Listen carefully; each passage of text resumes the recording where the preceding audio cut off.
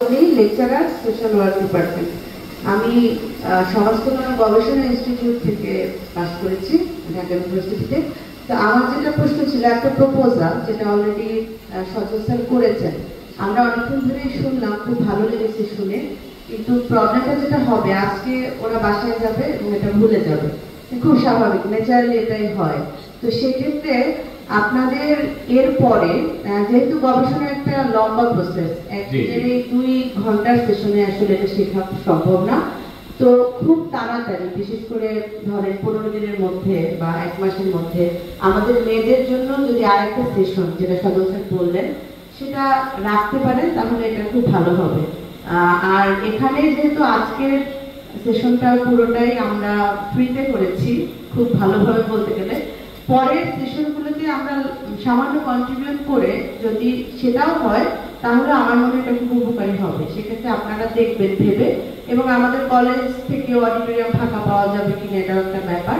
তো এই বিষয়ে সজল ভাই হেল্প করলে আমার মনে হয় খুব 15 দিনের মধ্যে করলে আজকে যেটা শিখেছে এটা কিছুটা রিকাউন্ট করতে পারবে।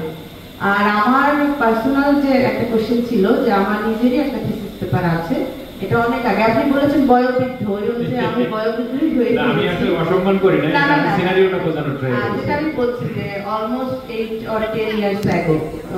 এক্ষেত্রে আপনাদের যে কনসালটেন্সি ফার্ম, আপনারা কি হেল্প করতে পারবেন, যেটাকে পাবলিকেশনে নিয়ে যাওয়া, বা কিভাবে আসলে হেল্প করবেন? দেখা যায় অনেকের কিন্তু গবেষণা পেপার আছে আমাদের শিক্ষকদের, কিন্তু একটু আগের, আমরা ইউনিভার্সিটি পাস করেছি অলমোস্ট 10 বছর আগে। তো সেক্ষেত্রে আপনাদের মানে আমাদের জন্য কিছু করতে পারবেন কিনা, এটাও একটা প্রশ্ন। ধন্যবাদ। ম্যাডাম, ডেটা সেটটা আছে কিনা, যে ডেটা নিয়ে কাজ করেছেন? আছে, আছে। কত সংখ্যক ডেটা বলতে পারবেন? 100-এর উপরে কি? না না, আমারটা ছিল পুরোটাই হচ্ছে কেস স্টাডি মেথডে ফলো করেছি। তো সেক্ষেত্রে 10টা কেস নিয়ে করেছিলাম আগে। আচ্ছা, বুঝতে পারছি।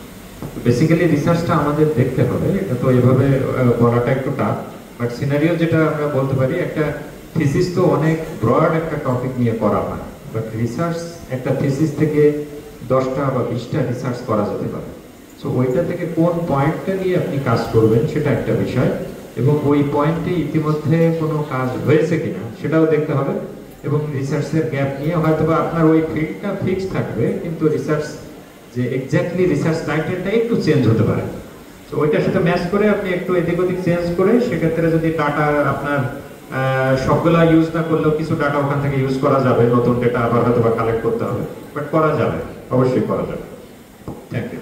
অনেক ধন্যবাদ, খুব ভালো একটা সেশন হয়েছে, এবং আব্দুল্লাহ মোহাম্মদ স্যারকে তো ডেফিনেটলি অনেক অনেক ধন্যবাদ। আমাদের মেয়েরাও আজকে অনেক কিছু শিখেছেন, এবং সাথে সাথে আমরাও অনেক কিছু জানলাম। ধন্যবাদ। ম্যাডাম, আরেকটা যেটা বললেন যে আরেকটা সেশন করা যায় কিনা, আমরা আজকে প্রিপারেশন